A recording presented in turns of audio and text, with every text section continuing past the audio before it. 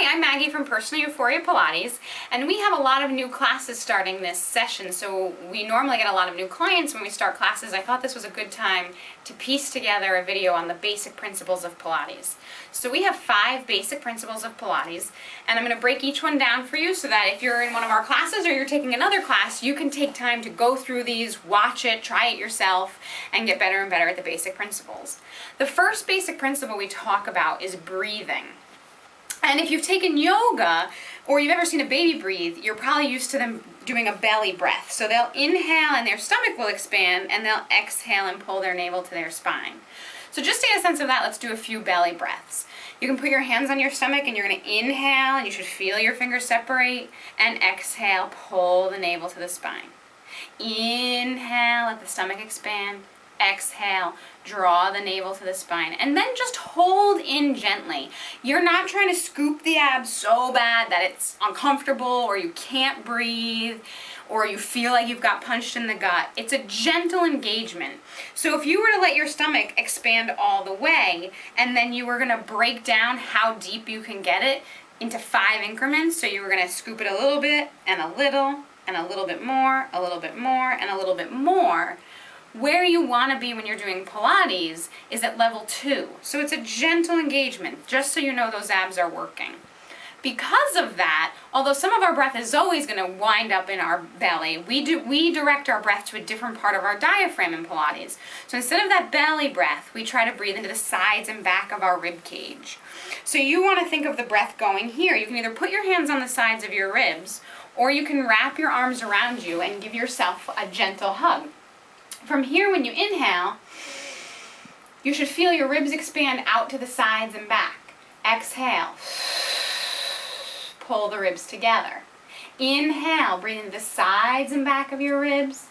Exhale, pull them in.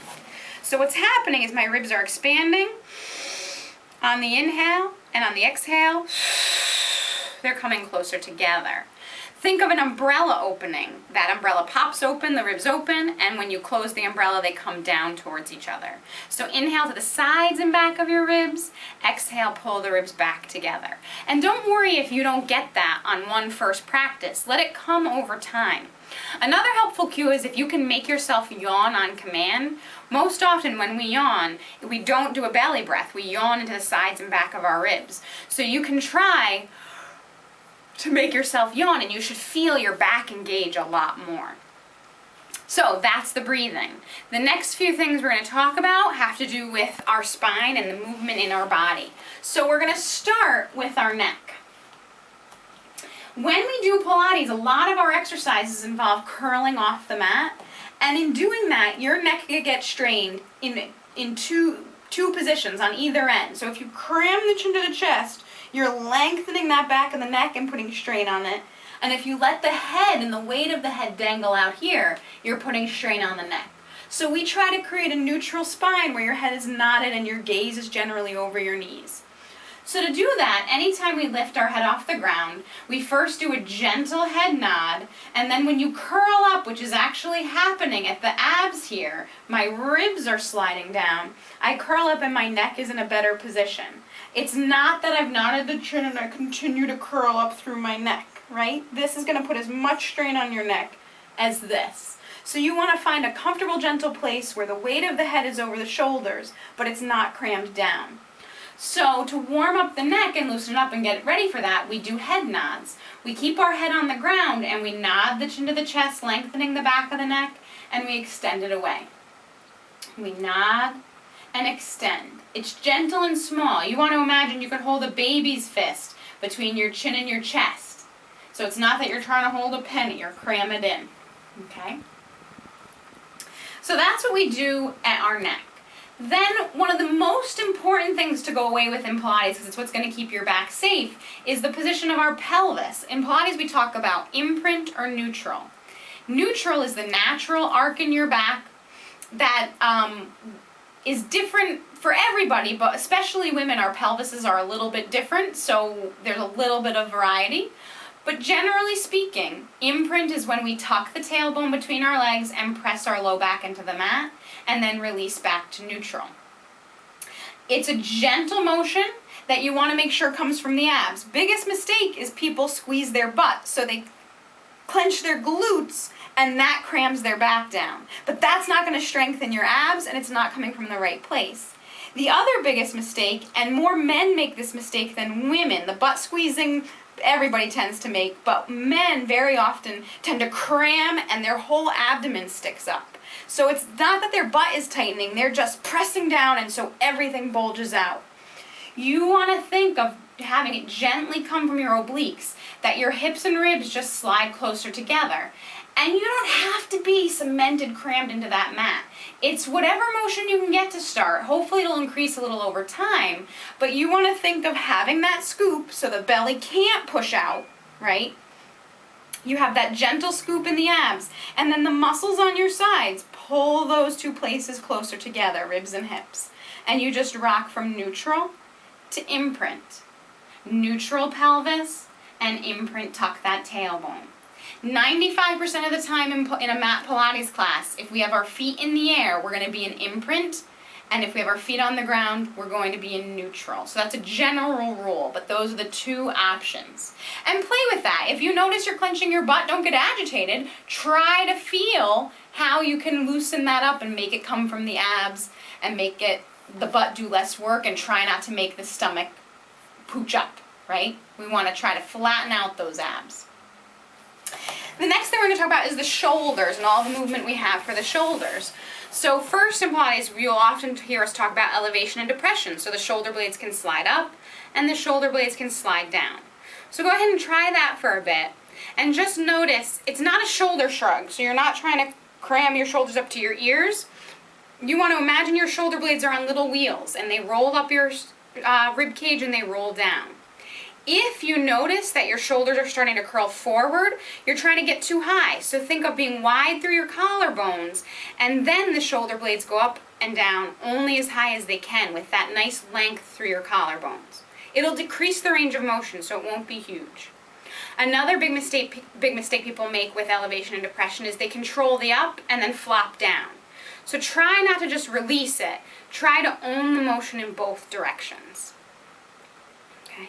Protraction and retraction is a little harder. You're going to sit with your arms out in front. Try not to bend the elbow, right? So it's not that it's happening here, it's happening at the shoulder. And you want to think of your shoulder blades rolling up and over, and then your shoulder blades sliding back and down. They roll and you reach for the wall in front of you from your shoulders, and then you pull your shoulder blades back and down. Protract and retract. Imagine a V, right? When you protract, your shoulder blades are reaching to the top 2 points of that V. When you retract, they're coming down towards each other as if they're aiming for the base of the V. They're never going to get together, but that's what's happening at the shoulder blades. Protraction, they're rolling forward over your shoulders. Retraction, they're sliding back and down. So protract and retract, protract and retract. The last basic principles is about our ribs. It's the hardest one to get, and if you're new to Pilates, on some level I wouldn't even worry about this now, but you'll want to know what it means and what your instructor is saying when they give this cue. But let that come last. Work on everything else in Pilates and you'll get to the rib cage one day. So very often people will pop their ribs. And this happens more in exercises when our arms go overhead. We tend to bring our arms overhead and then we lose all the control and stability we're working on in our abdomen. So you really want to hold neutral, but keep your ribs neutral too. We call it knitting the ribs. You're thinking of having a finger on each side of your rib cage in the front and pulling those points down towards the floor and towards each other. So if you bring your fingertips up to the ceiling, right now your ribs are probably flat and neutral where they should be. Watch me for a second. When I bring my arms overhead, if I don't keep my abs engaged, my ribs pop up. And I'm exaggerating it here. People could have a big pop like this, or it could be smaller, okay? When your arms go overhead, you want to engage your abs and pull your rib cage down. If that means that your arms can't go as far overhead, that's okay. You're playing with your range of motion in the beginning. So just do this for a few times. Lying on your back, feet on the floor, neutral pelvis. Inhale here, exhale, bring your arms overhead, and then inhale back up to the ceiling. Keep doing this with the arms, but instead of worrying about what the arms are doing, catch on to your ribs. Even if you put your fingers here and try to feel your fingers get pulled closer together. So knit the ribs as the arms go overhead, and inhale into them as the arms come up to the ceiling. They're going to expand to the sides, that umbrella. Exhale, pull down and cinch that umbrella closed as the arms go overhead. Inhale, back up to the ceiling. So those are our 5 basic principles. Again, don't get overwhelmed by knitting the ribs yet, and don't get overwhelmed by breathing. Just constantly practice it. If you catch yourself halfway through an exercise and you're taking a belly breath, on your exhale, scoop those abs and do the best you can. But a reminder, our 5 basic principles are breathing, our neck placement, our shoulder girdle and where we have that and what we're doing with the shoulders, our pelvic placement, imprint and neutral, and our rib cage and that concept of knitting the ribs so we get more ab work and stabilize better. So good luck in all your classes, and I hope to see you back soon.